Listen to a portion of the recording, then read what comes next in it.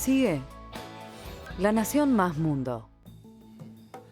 Seguimos con La Nación Más Mundo y para hablar de la trata de personas estamos con el fiscal Marcelo Colombo a cargo de Protex, una procuraduría especial creada para casos de trata y explotación de personas, el periodista Diego Granda de La Nación, que desde hace ya varios años investiga trata de personas y productor del documental que vimos en el primer bloque, y Rubén Guillemí, especialista de temas internacionales de La Nación. Marcelo, veíamos recién en el documental lo fácil que es hacer entrar a una persona desde Bolivia, por ejemplo. ¿Qué pasa una vez que está dentro del país? ¿Cómo opera este sistema con estas personas? Bueno, el documental muestra también que una vez que ingresan al país, en el caso de ingresó con un documento falso o un certificado oficial falso, existen otros controles que no están en la frontera misma, sino que están kilómetros adentro de la Argentina, que era lo que precisamente querían sortear, digamos, los traficantes. Y lo cierto es que ahí es donde hay que poner todos los ojos, y Gendarmería ha hecho algunos buenos procedimientos en donde ha detectado casos de ciudadanos bolivianos o ciudadanos chinos también, que han venido en distintas combis y autos ingresando al país y que no pueden explicar a qué vinieron, etcétera. Pero lo cierto es que hay que tener el lente bien sensible como para intentar ver dónde puede existir un caso de lo que es tráfico ilegal y un caso de trata de personas, que son dos cosas distintas, digamos, ¿no? Una cosa es ingresar ilegalmente al país burlando las fronteras con documentación falsa, que tiene una pena de prisión que es mucho más baja, y otra cosa, un supuesto que también está en el documental de una de las chicas que estuvo 4 años en una situación de explotación. Sí. Digamos, lo que distingue, si uno tuviese que hacer un resumen, es eso. Pero estos grupos, ¿no?, de explotación, hay varios grupos, son muchos, son pocos. En general, ¿Cómo que son de los dos países, de uno? Claro, en general el ingreso muchas veces se da de la misma manera, y después aquí están los grupos de explotación. Lo que nosotros apuntamos muchísimo en el foco de la trata es el segmento de explotación, porque en general las personas que ingresan pueden ingresar con distintas modalidades, con distintas finalidades principalmente y propósitos. Lo que nos interesa a nosotros puntualmente es determinar para qué vinieron, y en ese para qué a veces está la dificultad en la investigación. Lo que uno se pregunta es, si un periodista puede llegar hasta dónde se origina todo esto, ¿cómo es que las autoridades no pueden llegar a esto? No sé, a ver, las autoridades pueden llegar hasta para fronteras y pueden llegar hasta la Fiscalía, por ejemplo, de Bolivia. De hecho, nosotros tenemos una red iberoamericana de fiscales donde nos comunicamos los casos, y los casos que nos aparecen en nuestro lugar, suponte un caso de explotación de ciudadanos bolivianos en un taller, nosotros le comunicamos al fiscal boliviano la ocurrencia de ese hallazgo para que él trate de determinar allí en Bolivia cómo fue el proceso de captación. Y los procesos de captación son exactamente iguales para explotar personas como para hacerlas trabajar en los talleres textiles, digamos. No toda, como el caso mostraba, no toda trabajo en un taller textil ilegal, a pesar de que está, por supuesto, en una situación de riesgo la persona y que esto hay que atenderlo, pero no toda situación de taller textil es una situación de explotación en los términos de trata, digamos, ¿no? Y las víctimas a veces saben distinguir estas dos realidades. Y esa es las víctimas en general, te diría que el 95% de los casos no se conciben como tales, porque vienen de situaciones, digamos, en su propio país muy, muy fuertes, digamos, de mucha carencia de acceso a derechos. Y entonces cuando ingresan aquí, nosotros hicimos un trabajo, por ejemplo, con el Consulado de Bolivia, en donde ellos nos derivan casos. Y lo primero que le tuvimos que hacer a los abogados del consulado es hacerle conocer cuál era la situación de explotación que ellos tenían que tener en cuenta cuando iba un ciudadano boliviano, porque ellos mismos lo que querían era volver, recuperar sus cositas en el taller, pero no tenían conciencia ni registro completo de que estaban siendo explotados. Porque estaba 2 años sin cobrar nada en un taller textil, trabajando a destajo, etc. Es fácil que hablen las víctimas. Bueno, vos, Diego, lo lograste hablar en el documental. Fácil que cuenten. Nosotros logramos hablar no solamente con las 2 víctimas con las historias que contamos en este documental, sino que con muchas otras que por una decisión editorial no lo publicamos. Creo que en este tema hay 3 aristas completamente diferentes, distinguibles. Una es el tráfico ilegal de personas, y cuando tiene que ver con migrantes se da una situación de desigualdad entre lo que es la República Argentina y el Estado Plurinacional Boliviano, en donde por lo general hay muchas historias de gente en situación de vulnerabilidad, gente de bajos recursos, que recibe promesas de trabajo que luego no se cumplen. Eso está completamente relacionado con el delito internacionalmente reconocido de la trata de personas. Creo que Argentina comenzó firmando el protocolo de Palermo en el año 2001 en Italia, luego sancionó una primera ley antitrata, la creación de la Protex, teniéndote a vos, Marcelo, acá, es una misma aceptación del Estado de que es algo por lo que hay que abordar, pero también es una cuestión difícil, es algo que pasa en todo el mundo. Sí, además recordamos que es el tercer delito más rentable después del tráfico de drogas y del tráfico de armas. Es decir, eso lo dice es Naciones algo muy Unidas, poderoso. claro, ¿no? pero Sí, nosotros desde el periodismo lo que intentamos hacer es aportar, ir desde lo micro hacia lo más general. Es decir, siempre se habla de la trata de personas como un gran flagelo de la humanidad o como, bueno, es esto, como el tercer negocio más rentable luego de actividades tan dañinas para la humanidad como el ¿Y narcotráfico. hasta la venta de dónde? armas. Porque esto es imposible de hacer sin algún grado de Claro. complicidad o vista gorda del Estado. ¿Hasta qué Pero- punto llega esa complicidad? Bueno, en un caso tan mínimo como este, que es la adulteración de documentos, estamos demostrando que si existiera un mecanismo de prevención de que no falsifiquen documentos, se evitarían situaciones como estas. Hay una intención de hacerlo, pero hay algo que falla en esa estructura estatal que termina haciendo que no acontezca, ¿no? Sí, la connivencia que vos planteás es un telón de fondo que nosotros tenemos siempre presente cuando hacemos una investigación. Ya desde el año 2009, cuando empezamos con los casos, lo primero que le pedíamos a nuestros fiscales es que profundicen las investigaciones para intentar ver quiénes eran los protectores, principalmente de los lugares de explotación. El caso muestra un caso que podría ser de explotación laboral, pero en lo que es la explotación sexual, suponete, y la existencia del sistema prostibulario, por ejemplo, desde el año 1937 en el país están prohibidos los prostíbulos, desde el año 1937. Y recién a partir de la vigencia de la ley de trata del 2008-2009 y la fuerza que han tenido algunas acciones que se llevaron adelante en ese sentido, se ha logrado poner sobre la mesa de que en realidad estaban prohibidas y ahora están políticas de cierre de prostíbulos, etcétera. Y No así eso en Bolivia, ¿no? no Está así bien en que Bolivia se va de tu y no así en competencia, Paraguay, pero, por claro. ejemplo, ¿no? Entonces también hay diferencias. Y, por ejemplo, lo que yo te puedo contar con relación al avance de los casos es que el último caso que tuvimos de trata con fin de explotación sexual en Ushuaia, hemos logrado decomisar un bien inmueble que está situado en el corazón de la ciudad de Ushuaia para beneficio de las víctimas, que está evaluado aproximadamente en 10 millones de pesos. Y se ha logrado, por primera vez en la justicia penal, en una condena, que los jueces reconozcan la responsabilidad objetiva del municipio por haber mantenido en funcionamiento ese lugar y que hayan ocurrido hechos de trata en ese mismo sitio. Claro, es que esto tiene siempre, digo, tres patas. Tiene una pata política, tiene una pata judicial y tiene una pata económica. Sin Y duda. si no se trabaja sobre las tres patas, no sirve porque siempre alguna pata va a seguir creciendo y vuelve a todo ese círculo vicioso, ¿no? Es lo que bien describe Gustavo Vera en el documental, que él lo denomina mafiosidad, esto de decir la connivencia entre los distintos estamentos del Estado con estas bandas criminales que, bien como vos decís, tu pregunta es muy buena de decir, bueno, son bandas que realmente se dedican a captar gente.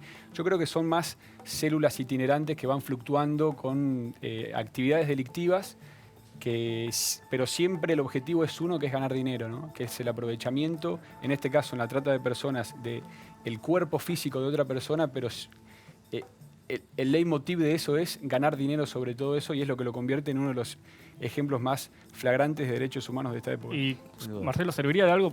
Ahora, por ejemplo, en la frontera vemos lo porosa que es, que se puede pasar por cualquier lado. Estas propuestas más extremas de muros, que obviamente acá en Argentina no tienen consenso, pero ¿sirve de endurecer Tenemos más varios la muros frontera? igual, ¿eh? Hay varios muros en la Argentina, construidos que pasan por abajo, por el costado, pero muros hay, ¿eh? ¿Pero Sí, cambiaría la realidad? Para lo que es la hipótesis de trata y de explotación, nosotros lo que creemos es que hay que ir a los circuitos de explotación, que es donde se genera la ganancia. Esto como bien marcan ustedes dos, es decir, en donde se genera realmente la ganancia económica de la trata es en la explotación, en los prostíbulos, en los talleres textiles, en los campos, en donde se utiliza esa mano de obra de las personas a precios ridículos. Entonces, cerrar las fronteras en sí mismo, en definitiva, por ahí termina complicando también flujos migratorios, que son flujos migratorios súper ricos para nuestro país, digamos, que han nacido también y se ha desarrollado, digamos, al calor de las distintas nacionalidades y costumbres. Yo creo que lo que sería muy interesante es seguir atacando el lugar de explotación, seguir intentando decomisar los lugares que se utilizan para explotar.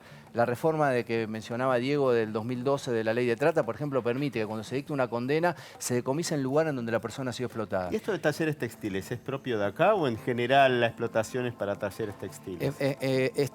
Por ejemplo, Brasil tiene exactamente el mismo problema, pero a otra escala, con los talleres textiles en Sao Es como Paulo. si es el negocio favorito, pareciera. Y también de ciudadanos bolivianos, porque también ellos tienen también la costumbre y son muy duchos y muy buenos en lo que tiene que ver con la confección de indumentarias, etcétera. Marcelo, y la última pregunta. Sí, perdón. ¿Qué pasa con las víctimas una vez que son rescatadas de estas redes? Si se quedan en el país, vuelven a sus países de origen, ¿cómo se las contiene? Antes de escuchar tu respuesta, para que la gente entienda, según el Ministerio de Seguridad, hay 9.000 víctimas recuperadas en los últimos años. Esto es en la gestión del gobierno anterior. Digo, lo que vas a decir seguramente ahora, que se entienda la magnitud de que hay 9.000 historias de vida, ¿no?, detrás de eso. Sí, claro. Sí, esas 9.000 personas fueron rescatadas o fueron... el tema funciona así, hay un procedimiento judicial, acude un programa de rescate del Ministerio de Justicia, identifica a las posibles víctimas y les toma una declaración y ellos hacen ese conteo. Luego eso pasa a la justicia es la que establece si hay un caso de trata y si esas personas que fueron encontradas en realidad son víctimas. Hay un sistema que funciona, a mi juicio, muy bien para ese primer abordaje y luego hay un sistema de la contención de esa víctima, principalmente cuando es mayor de edad y rechaza la asistencia del Estado, que no está funcionando o no vino funcionando bien, y es que es donde, yo siempre lo digo, es donde deberíamos concentrar toda la energía y la potencia de los recursos humanos y económicos del país. Incluso hasta perseguir está muy bien, pero si uno no puede reconstruir esa vida, no puede poner los recursos económicos y humanos a disposición de ellos, en realidad va a terminar siendo esto un círculo, que vamos a rescatar personas y las vamos a dejar en la misma situación de vulnerabilidad que fue propicia o caldo de cultivo para su explotación. Bueno, Marcelo, muchísimas gracias por venir. No, por favor, un placer. Ahora nos quedamos con Diego y con Rubén. Vamos a hablar vía Skype desde Alemania con Alejandro Bernal Rueda. Alejandro es el director del documental que vimos en el primer bloque. Hola Alejandro, ¿me escuchás? Sí, hola, ¿qué tal a todos? ¿Cómo están? ¿Qué tal Alejandro? Contanos un poco cuáles fueron los principales desafíos de hacer este documental. Bueno, pues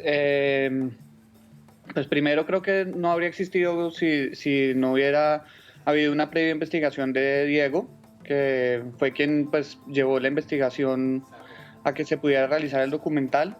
Y luego ya cuando, digamos, entra pues la cadena Al Jazeera con la productora inglesa Insight y Pacha en Perú, entramos a la producción del documental. Digamos que pues hubo varios desafíos, ¿no? Desde climáticos, pues la frontera en el punto donde nosotros estamos es una tierra muy alta, es complicado para los que no estamos acostumbrados a la altura, pero también el hecho de estar grabando en dos países diferentes también es otro desafío. Y pues el tema en sí también es un tema complicado de tratar, ¿no? Acercarse a este tema, a las historias, a las víctimas, a ver cómo realmente es un fenómeno que sigue existiendo, pues es todo un desafío para uno como periodista o como cineasta acercarse a una temática como esta. Y contame, ¿cómo fue esta idea de usar una cámara oculta? ¿Les generó algo de tensión, de arriesgar? Claro, ese es otro punto porque en el tema de la cámara oculta, pues necesitábamos la ayuda de otra persona local que fuera quien portara la cámara. Entonces en ese punto pues es difícil de manejar porque tú estás poniendo en riesgo a otra persona, ¿no? Uno no sabe hasta dónde, esos límites de hasta dónde va a adentrarse esa persona con el fin de conseguir una buena historia. Porque por mí yo lo hago, pero poner en riesgo la vida de otra persona o la seguridad de una persona que sobre todo se queda en la zona es complicado. Y esta persona aceptó sin problema. Sí, aceptó, lo discutimos varias veces, lo hablamos. La cadena, digamos, es muy responsable en los temas de uso de cámara oculta. Las leyes inglesas son muy estrictas en esos casos. Uno no puede, digamos, hacer investigación con la cámara oculta. La cámara oculta, para utilizarse debe existir ya unas pruebas contundentes de lo que se va a encontrar. Uno no puede salir a pescar en un río revuelto con la cámara, tiene que saber exactamente qué hacer. Y eso es un tema que se discutió hasta el último momento, incluso ya con el documental editado, si era propicio utilizarlo o no. Pero pues creo que es el eje fundamental también dentro de nuestro documental. Alejandro, acá estamos con Diego también, que también quería comentar con vos algunas cosas del documental. Bueno, aprovecho para saludarlo, Alejandro. Fueron muchos días de rodaje en su momento. Nos saludás desde Alemania, ¿no? Si no me equivoco. Sí, Berlín. Berlín, exactamente. Bueno, como contaba Juan recién, Alejandro, el tema de la utilización de la cámara oculta. Primero, contar, sin develar la identidad de la persona que la usó, fue una mujer que era del lugar, entonces demostraba una preocupación, era una madre de familia que decía, bueno, sentía que estaba contribuyendo a solucionar un problema y por eso es que accede a hacerlo. Y es cierto lo que dice Alejandro, lo que cuentas de esta cadena internacional, que tuvimos que hacer mucho trabajo de campo previo, es decir, hasta ingresamos estuvimos en otros lugares chequeando que presuntamente se estuviese cometiendo un delito antes de ingresar con una cámara oculta. ¿Y recibieron algún tipo de presión? Las preguntas para los dos. ¿Se sintieron observados o...? Seguramente. De hecho, en su momento hubo un problema con el alcalde de la ciudad de Potosí, a quien le hicimos una entrevista que luego en la edición final no quedó plasmada por una cuestión de tiempo. Lamentablemente hay que recortar material. Lo que pasaba con esta autoridad puntual es que tomaba como un golpe político una investigación periodística que lo que siempre buscó fue concientizar a través de la información. Entonces tenía claramente un malestar porque decía, bueno, están dejando mal parada a mi ciudad ante los ojos del mundo, cuando en realidad nosotros, bueno, por lo menos hablo por mí, lo que se buscaba es contribuir, ¿no? Solucionar el problema a través de difundirlo. Y vos, Alejandro, ¿cómo viviste esta situación de estar trabajando en un tema tan complicado y que toca tantos intereses? Pues digamos que pues sí, uno se siente un poco observado porque evidentemente, pues primero no hay nada que llame más la atención que una cámara, y después pues evidentemente ni Diego ni Matías, el director de fotografía, ni yo pues nos vemos físicamente como personas de la región. Entonces pues sí, nos sentíamos, yo creo que ese rodaje casi que lo podría describir como que era una bomba de tiempo. Logramos hacer todo lo que pudimos hacer y creo que era el momento justo como de irnos, porque evidentemente nadie estaba contento con lo que estábamos haciendo. Precisamente, por ejemplo, todas las tomas que se hicieron con el drone, eso intencionalmente le pedimos al chico que lo operaba que fuera después de que nosotros nos hubiéramos ido, para que no, pues digamos, no llamar más la atención de lo que ya le habíamos llamado. Todas las autoridades de la frontera ya me conocían, ya sabían que estábamos haciendo algo, no entendían muy bien qué era lo que estábamos haciendo, pero sabían que yo estaba ahí. Entonces creo que era, pues sí, no creo que fuera pertinente que nos quedáramos más tiempo allá. Para que comprenda la gente un poco qué significa este paso fronterizo, es el paso fronterizo de mayor tráfico de personas de todo el noreste argentino. Entre Bolivia y Argentina hay casi 1.300 kilómetros de frontera seca de un territorio árido que, bueno, la Puna del Norte, la gente que haya podido visitarla sabe que se parte de lo seca que es. Y estos pueblos, tanto de La Quiaca como Villazón, son pueblos hermanos en donde la línea divisoria es simplemente un río que ya está seco. Es decir, la hermandad de los pueblos antecede incluso a la formación de los estados y eso se ve a diario, ¿no? La gente va y viene como si no estuviese cambiando de país. Bueno, Diego, muchísimas gracias. Alejandro, a ustedes también. Gracias por contarnos este documental que vimos en el primer bloque. Realmente muy interesante. Gracias por venir. A vos. Gracias, Juan. Bueno, y ahora dedicamos buena parte del programa a la parte por ahí más oscura de lo que son las fronteras y la inmigración. Y ahora, para el cierre, queremos hablar de una parte, por ahí la parte más positiva, que es el choque de culturas, ¿no? La inmigración, en cuanto a fenómeno de enriquecedor de los países. Para eso vamos a hablar con Rubén ahora, que nos va a contar en el ATP, que es la sección que más le gusta a nuestra gente. Bueno, ¿qué nos vas a contar hoy sobre la inmigración, Rubén? Bueno, hoy quería hablar sobre el tema, recién como decías, hablamos del tema de la trata de personas. Y hay un fenómeno que es muy parecido, que es cercano, que es el de la gente que por su propia voluntad quiere... ¿Vas a hacer justicia con esto? Esta va a ser la balanza. Vamos a hacer una balanza y ver qué impacto tiene la inmigración, tanto la inmigración de legal, de gente que quiere por motivos económicos emigrar, o los refugiados, porque en esto últimamente se ha debatido mucho sobre si los inmigrantes afectan positivamente o negativamente en la economía de un país. Entonces sí, bueno, vamos a mirar todos los datos que hay. ¿Funciona de verdad la balanza? Vamos a poner en positivo y negativo. ¿Querés ver qué gasto genera un inmigrante y qué ingresos genera un inmigrante a un país? Vamos a ponerlo en la balanza de la justicia, a ver qué pasa. Bueno, un inmigrante cuando llega al Estado tiene que darle de comer, tiene que darle comida. Esto genera su gasto, hay que darle comida, hay que darle salud, hay que atenderlo. Tiene que ¿Esto ir es al lo que médico. sobró de Navidad, de los regalos? Esto ¿o? sobre la Navidad lo aprovechamos, todo se aprovecha. Entonces esto va generando todos gastos al Estado. Gastos para el Estado. Ahí les tiene que Pero dar... bueno, el inmigrante también paga por su comida, ¿no? No, a veces llegan sin No nada. siempre. En general todavía... Ahora hablamos de gastos Ok. nada más. Y tiene que darle también alojamiento al Sí. inmigrante. Y también tiene que darle, bueno, herramientas para que se forme, herramientas para que estudie. Todo esto son gastos enormes. Bueno, por ahora te vemos como un anti-inmigrante. Para ahora te voy a contar, por ejemplo, acá toda la letra para los anti-inmigrantes. Alemania, en Europa, estos son datos de la Unión Europea, en Europa el año pasado, en el 2015, se gastaron unos $10.000 anuales por inmigrante.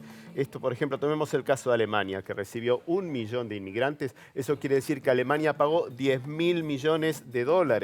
Refugiados, además, ¿no? Que tienen un estatus diferenciado. Sí, sí. Esto es un 0,35% de su PBI que Alemania gastó. Esto es una enormidad de plata. Por supuesto que esto da mucha letra para... ¿Sabes cuál es el país que tiene más inmigrantes del mundo en este momento? A ver. Turquía. Tiene 3 claro. millones Han cruzado de la guerra. sirios, Han cruzado de la- prácticamente. Como un Uruguay entero dentro de Turquía. Y hacen los trabajos que mucha gente no quiere hacer en Turquía. Pero ahora vamos a ver lo que pasa con estos países. Como vemos, la balanza hasta ahora está terriblemente inclinada para el tema de gasto. Pero bueno, los inmigrantes forman parte de un círculo posiblemente virtuoso. Vamos a ver qué es lo que pasa. Porque toda la plata que ellos le dan, que el Estado le da, el inmigrante consume. El inmigrante tiene gastos. Llega a un país, llega a Paga el IVA, Alemania. por ejemplo. ¿Cómo? Paga el IVA. Paga más que nada es consumo. Sí, Generalmente no, bueno, pero digo, paga impuestos a través del paga consumo. impuestos a través del consumo. Otro dato también llamativo es que los inmigrantes provocan, en el caso, por ejemplo, de Alemania, que tenía una población bastante anciana, provocan un rejuvenecimiento de la población. Alemania se estimaba que... Ese parece más alemán que inmigrante. te digo. Sí. Bueno, hay inmigrantes de todos los colores, así que bueno. Bueno, esto Entonces, también para algunos países europeos es un problema, ¿no? Que traten de incentivar los nacimientos de la población, digamos, originaria, nativa, Claro. y les preocupa el boom de nacimientos. Ahora después vamos a ver todo eso, porque eso es un cambio que hay cultural, obviamente. Y bueno, y generalmente el inmigrante después de un tiempo ya se logra incorporar a la fuerza laboral y suma entonces al PBI de un país. Vamos a ver si no se nos cae la balanza. Y aquí es donde la balanza entonces empieza a ir hacia el otro lado. Y te cuento, por ejemplo, esto con datos de Alemania. En Alemania, en el año 2015, el PBI creció gracias al efecto positivo de la inmigración. El PBI alemán en 2015 creció un 1,7% y dicen que es gracias al efecto de la inmigración. Entonces, bueno, dice, bueno, pero entran al mercado laboral y le sacan trabajo también a los locales. ¿Qué es lo que está pasando con eso? Y aquí se mezclan dos cosas que en Estados Unidos Trump aprovechó muy bien. Un fenómeno es efectivamente que los inmigrantes vienen y toman trabajo que muchas veces antes tenían los nativos, pero lo cierto es que también lo que se ve es que están forzando a los nativos a capacitarse para tener mejores trabajos, porque el inmigrante... Trump igual usó, sabemos, ¿no? Trump Inmigrantes usó ilegales para construir alguna de sus torres. Usó el tema de la automatización. Sí. Yo te cuento un ejemplo, por ejemplo. La industria del acero en Estados Unidos, entre 1962 y 2005, perdió el 75% de su fuerza laboral. Y sin embargo, creció la industria del acero. Entonces, finalmente esto es una historia que no es verdad que el inmigrante, o sea, en un país la fuerza laboral también se está viendo afectada por el tema de la automatización. Además de toda la parte económica, ¿crees que también enriquece culturalmente? Enriquece culturalmente, bueno, eso es opinión porque, bueno... no se puede poner en la balanza. No, porque eso finalmente el efecto político, el efecto cultural, si querés, lo podés considerar enriquecimiento que un país pierde la cultura. Pero mira, lo cierto es que todos somos inmigrantes. Lo que pasa es que algunos perdieron un poco la memoria. Bueno, Rubén, muchas gracias. Gracias. Bueno, nosotros nos encontramos la semana que viene con más La Nación Más Mundo.